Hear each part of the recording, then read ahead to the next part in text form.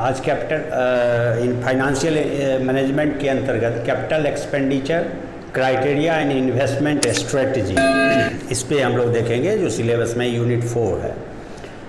तो what is capital, पहले हम लोग समझें कि व्हाट इज़ कैपिटल एक्सपेंडिचर।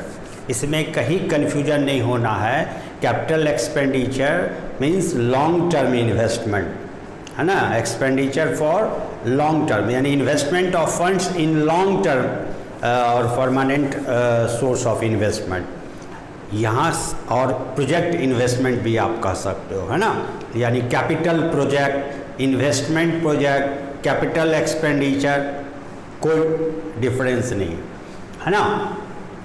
तो capital expenditure in general refers to those expenditure of non recurring nature which are made for the acquisition of assets either tangible or intangible as permanent resources of the organization or business project, which results in an increment in the earning capacity as well as efficiency of the organization and the benefits of which are likely to accrue for long period।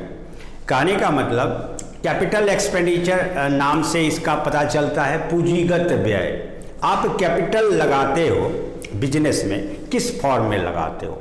तो दो रूप में आप देखते होंगे, एक permanent capital कहलाता है, दूसरा वर्किंग कैपिटल कहलाता है। तो परमानेंट कैपिटल जो परमानेंट इकोनॉमिक रिसोर्स है या फिक्स्ड एसेट्स में हम इन्वेस्ट करते हैं, like acquisition of land, construction of building, acquisition of plant machinery, furniture and other form of permanent assets।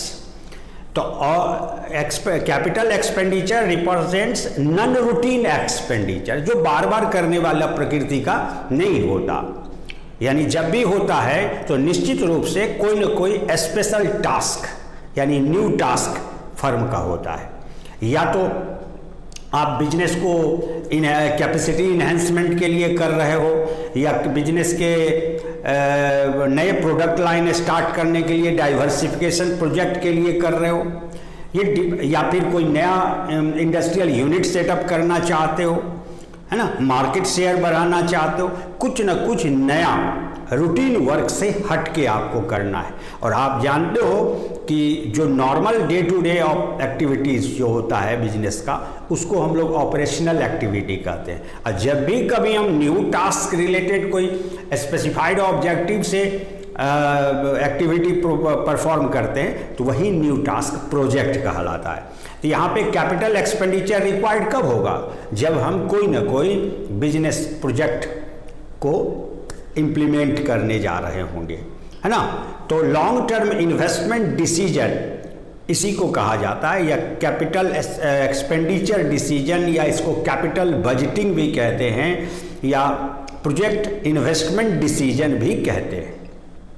तो कैपिटल स्ट्रक्चर प्लानिंग, कोई भी लॉन्ग टर्म फिक्स्ड एसेट्स में आप इन्वेस्ट करने जा रहे हो तो उसके पीछे आपका स्ट्रेटजी क्या होगा, आप किस आधार पर इवेल्युएट करेंगे कि ये लॉन्ग टर्म जो इन्वेस्टमेंट करने जा रहे हैं वह मैक्सिमम हमारा जो गोल है उसको सेटिस्फाई करने में उसका कंट्रीब्यूशन क्या होगा।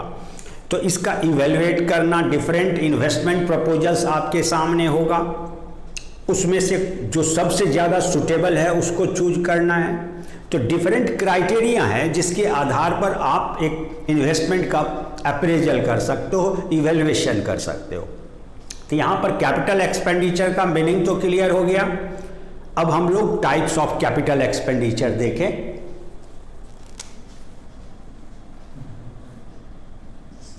तो कैपिटल प्रोजेक्ट या कैपिटल एक्सपेंडिचर अगर हम किसी स्पेसिफाइड प्रोजेक्ट या बिजनेस से संबंधित करते हैं तो वो मुख्यतया दो प्रकार का हो सकता है, उसको ब्रॉडली आप क्लासीफाई करते हो।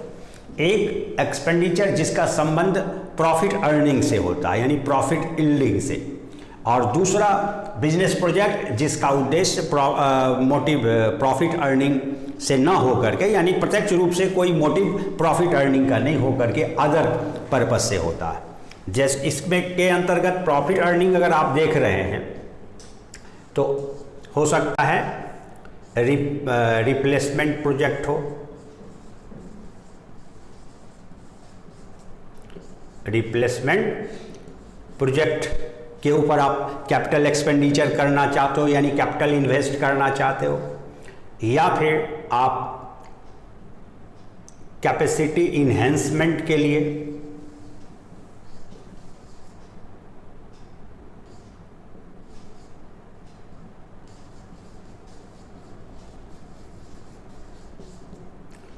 प्रोजेक्ट, या फिर आप कैपेसिटी बढ़ाना है। अगर आप पुराना जो मशीन या प्लांट वगैरह है या टेक्नोलॉजी है वो आउटडेटेड हो चुका है, उसके वजह से आपका कॉस्टिंग प्रोडक्ट का ज़्यादा आता है। प्लांट पुराना होने के बाद उसकी एफिशिएंसी घट जाती है, नतीजा वेस्टेज ऑफ मटेरियल या एक्स्ट्रा टाइम कंजम्पशन आदि के वजह से लेबर कॉस्ट, मटेरियल कॉस्ट बढ़ जाता है। तो उस कॉस्ट को कंट्रोल करने के लिए ऐसा ज़रूरी समझा जाता है कि उस पुराने टेक्नोलॉजी को हटा के आप नया लाना चाहते हो, रिप्लेसमेंट प्रोजेक्ट कहलाता है। फिर कैपेसिटी इन्हेंसमेंट प्रोजेक्ट, आपका मार्केट शेयर प्रोडक्ट का बढ़ रहा है, डिमांड बढ़ रहा है, लेकिन तत्काल प्रोडक्शन क्षमता जो है वो उस डिमांड को फुलफिल कर पाने में पूरी तरह सक्षम नहीं है। तो आप चाहते हो कि हम कैपेसिटी को बढ़ाएं, प्रोडक्शन कैपेसिटी को बढ़ाएं, तो स्वाभाविक है एक्स्ट्रा इन्वेस्टमेंट रिक्वायर्ड होगा, एक्स्ट्रा प्लांट कैपेसिटी बढ़ाना होगा, है ना। तो उसको हम कैपेसिटी इन्हेंसमेंट प्रोजेक्ट कहते हैं।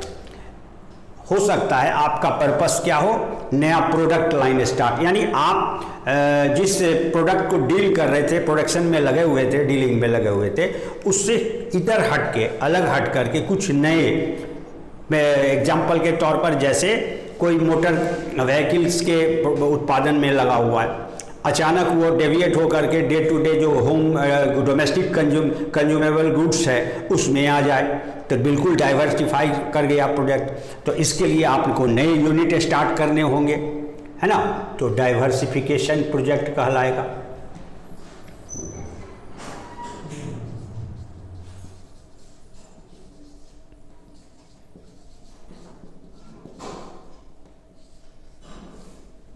इसके अलावा ऐसा भी हो सकता है आप मॉडर्नाइजेशन, आप अपने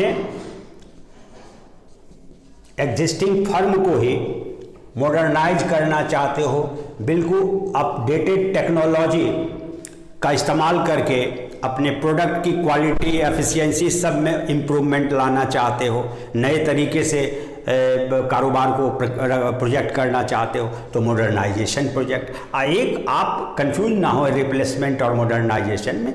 रिप्लेसमेंट का मतलब है किसी पर्टिकुलर प्लांट या इक्विपमेंट जिससे परेशानी आ रही है, कॉस्ट एक्स्ट्रा कॉस्टिंग आ रहा है, उसको मॉडर्नाइज करना, यानी अप टू मार्क आज के डेट में जो रिक्वायर्ड है, मार्केट को पूरी तरह से कम्पिटेंट बनाने के लिए, अपने प्रोडक्ट को आप बिल्कुल अपने बिजनेस को कम्पिटेंट बनाने के लिए टोटली उसमें रिन्यूअल करते हो, नवीनीकरण कर देते हो। जो आपका टेक्नोलॉजी था, जो आपका सिस्टम ऑफ ऑपरेशन था, सब में चेंजेस, यानी रीऑर्गेनाइज के तौर पे।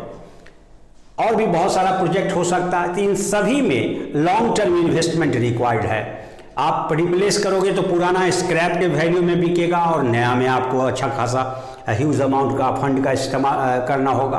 कैपेसिटी इन्वेस्टमेंट में new additional cost of plant, additional cost of land and additional other capital requirement होगा। सभी में एक्स्ट्रा कैपिटल रिक्वायरमेंट है, यानी आपको लॉन्ग टर्म इन्वेस्टमेंट करना पड़ता है, जिसको आप कैपिटल एक्सपेंडिचर डेफिनेशन में पहले ही मैंने बताया था कि वो investment in long term expenditure incurred on the acquisition of long term assets, permanent resource, either tangible और इंटेंजिबल, हमेशा ध्यान में रखें, जिसका लॉन्ग टर्म बेनिफिट लेना एस्पेक्ट है, मोटिव है। तो अब दूसरा है non profit yielding capital project, अर्थात जिसका मोटिव प्रॉफिट अर्निंग को बढ़ाना ना होकर के अदर हो सकता है, जैसे research and development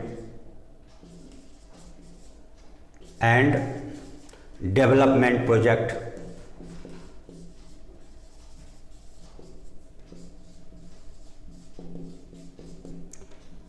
next, safety and protection project. Next, welfare project,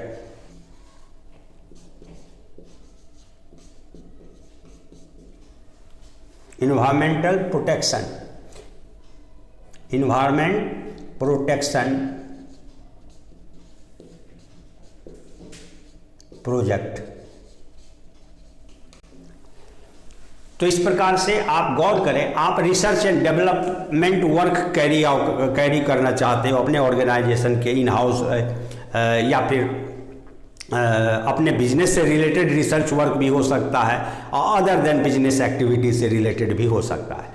तो रिसर्च एंड डेवलपमेंट एक एस्टेब्लिशमेंट देना होगा, उसके लिए सारे इक्विपमेंट्स कलेक्ट करने होंगे, चूँकि रिसर्च के लिए रिक्वायर्ड एक एस्टेब्लिशमेंट, एक हाउस तो होना ही चाहिए, बिल्डिंग तो होना ही चाहिए रिसर्च का।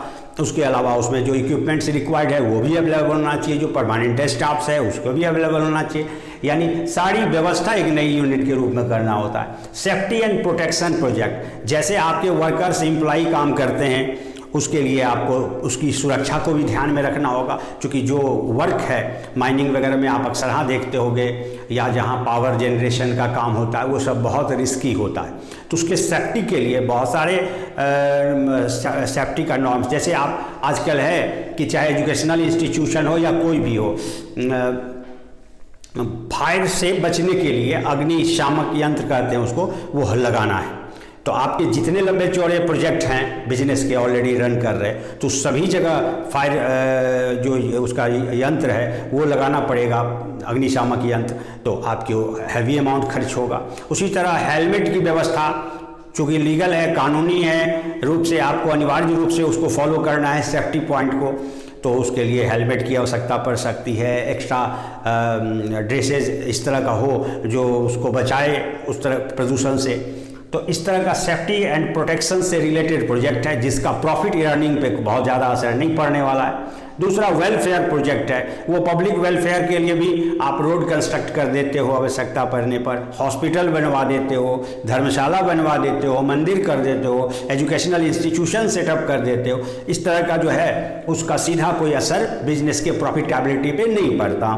तो वेलफेयर प्रोजेक्ट्स, आप अपने एम्प्लॉइज़ के लिए हॉस्पिटल खोल सकते हो, अपने एम्प्लॉइज़ को इंटरटेनमेंट की व्यवस्था दे सकते हो, है ना। तो इस सब पे जो खर्चे आते हैं, लॉन्ग टर्म एक्सपेंडिचर आता है, इन्वेस्टमेंट होता है, वो सब वेलफेयर प्रोजेक्ट कहलाता है। इन्वायरमेंट प्रोटेक्शन के लिए जो पॉल्यूशन आपके इंडस्ट्री से या बिजनेस एक्टिविटीज़ से क्रिएट हो रहा है, उसके प्रोटेक्शन के लिए कोई आपको यंत्र लगाना पड़ सकता है, जैसे इफ्लुएंट्स अरेंजमेंट के लिए कचरा जो निकल रहा है इंडस्ट्रियल यूनिट से, प्रोसेसिंग यूनिट से, तो उस कचरा को अरेंज करने के लिए कोई विशेष प्लांट आपको लगाना पड़ सकता है। तो इस तरह के जो प्रोजेक्ट हैं उसका सीधा कोई संबंध प्रॉफिटेबिलिटी से नहीं है, इसलिए इसको नॉन प्रॉफिट यील्डिंग प्रोजेक्ट कहते हैं और इनको प्रॉफिट यील्डिंग प्रोजेक्ट कहते हैं। तो ये जो अभी इन्वेस्टमेंट हमने किया, ये डिफरेंट टाइप्स ऑफ प्रोजेक्ट को देखा, कैपिटल एक्सपेंडिचर को देखा। अब इसमें बहुत सारे प्रपोजल्स हो सकते हैं। सपोज आप कैपेसिटी इन्हेंसमेंट के लिए आप प्रोजेक्ट को सेलेक्ट करते हो, तो उस प्रोजेक्ट में अवेलेबल जो प्लांट एंड इक्विपमेंट जो रिक्वायर्ड होगा उसको आप एक्वायर करोगे। तो उसके एक्विजिशन के लिए आपको डिफरेंट ऑप्शंस हो सकते हैं। हो सकता है ऑटोमेटिक प्लांट हो, मार्केट में मिल रहा हो, अवेलेबल हो, सेमी ऑटोमेटिक हो या मैनुअल हो, यानी अलग अलग क्वालिटी यानी मेरिट एंड डिमेरिट वाला प्लांट होगा। और सब में इन्वेस्टमेंट रिक्वायरमेंट को ज़रूरी नहीं कि सारे ऑप्शन का एक होगा, या आपने तय किया कि ऑटोमेटिक प्लांट ही हम लगाएंगे, कंप्यूटराइज बिल्कुल मॉडर्न टेक्नोलॉजी यूज़ करेंगे, तो आपके पास तब भी बहुत सारा ऑप्शन होगा। इंडियन लीजिएगा, अमेरिकन लीजिएगा, कौन सा इक्विपमेंट, यानी सबका अलग अलग है, किस कंपनी का आप चाहोगे, है ना। तो उसका हम लोग को जो डिफरेंट प्रपोजल्स होगा इन्वेस्टमेंट का, उसमें से एक सेलेक्ट करना होगा। तो इस दृष्टिकोण से हमें प्रोजेक्ट का क्या करना होता है, अप्रेजल करना होता है, इवैल्यूएशन करना होता है। तो इसको किस बेसिस पे, किस क्राइटेरिया का यूज़ करते हैं उसको हम लोग देखें अभी। तो क्राइटेरिया फॉर इन्वेस्टमेंट अप्रेजल या strategy for evaluation of investment proposals. तो डिफरेंट जो हमारे पास ऑफर्स होंगे इन्वेस्टमेंट का, उसमें से एक कोई चुनने के लिए सबसे पहला जो बेसिस है वो देखें, on the basis of urgency.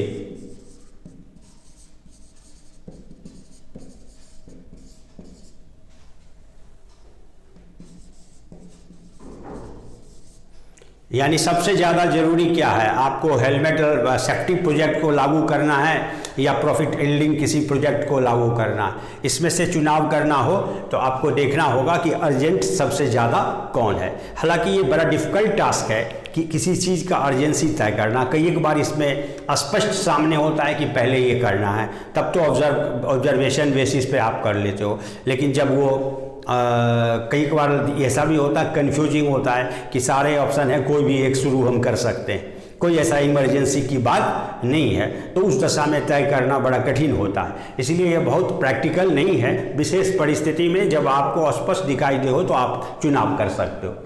दूसरा है on the basis of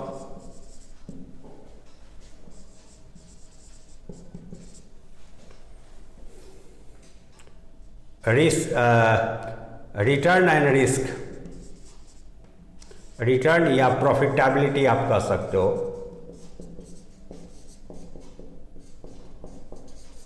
profitability के आधार पर आप चूज कर सकते हो एक एक्सपेंडिचर जो प्रॉफिट प्रोड्यूस करने के मामले में पोटेंशियलिटी उसमें ज़्यादा है। सबसे ज़्यादा जो पोटेंशियल होगा रिटर्न के पॉइंट ऑफ व्यू से, हम उसको सेलेक्ट कर सकते हैं। तो सारे ऑफर्स जितने भी प्रोजेक्ट प्रपोजल्स होगा, इन्वेस्टमेंट प्रपोजल्स होगा, उस सारे के प्रॉफिटेबिलिटी का evaluation different point of view से करेंगे और सबसे ज़्यादा जो इन्वेस्टमेंट प्रोड्यूस करने लायक होगा प्रॉफिट, उसको सेलेक्ट कर लेंगे। तो इसमें हम लोग तीन तरह की बात को देखते हैं। On the basis of profitability, sorry, third आप ले सकते हो on the basis of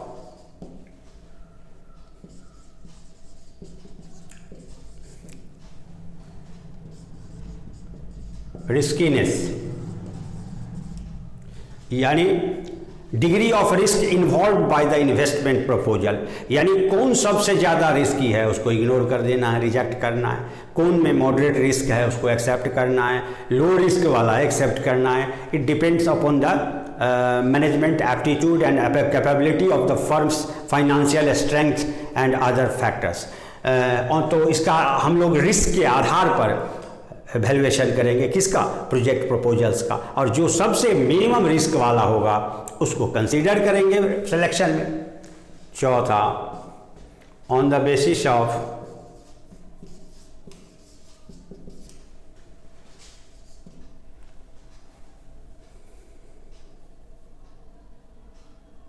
cost of capital,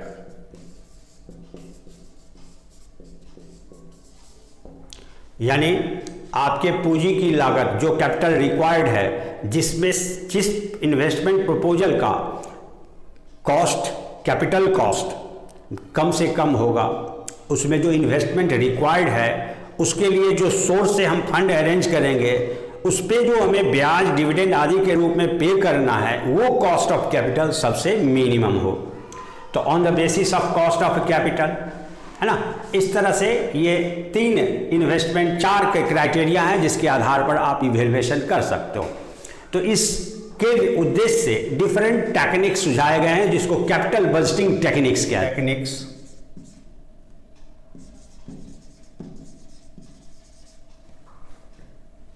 used for evaluation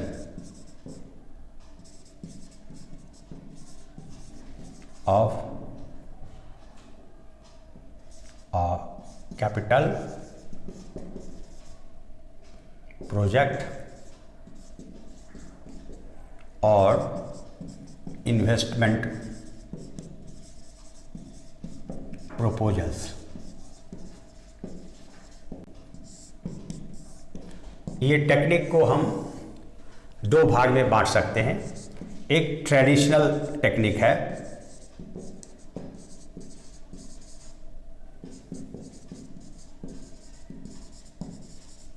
और इसे हम ट्रेडिशनल या नॉन डिस्काउंटेड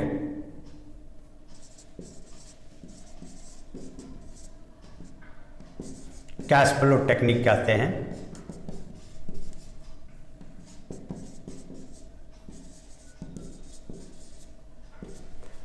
और दूसरा है लोग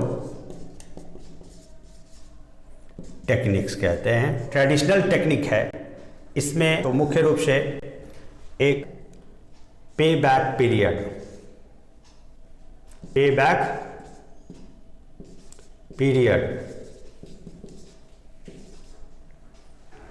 मेथड,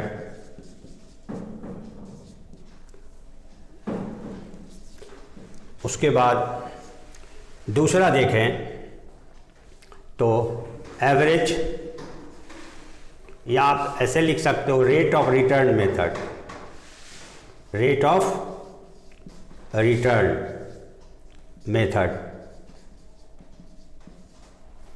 या एवरेज रेट ऑफ रिटर्न।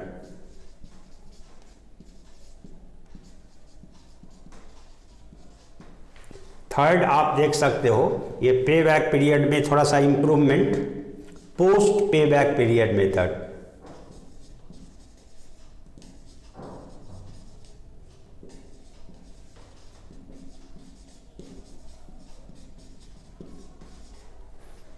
दूसरा जो मॉडर्न टेक्निक है उसके अंतर्गत सबसे पहले पे बैक पीरियड जो सिंपल था उसमें सुधार लाया गया और discounted pay back period. Second net present value method. Third profitability, वो नेट प्रेजेंट वैल्यू का ही है, इंडेक्स मेथड।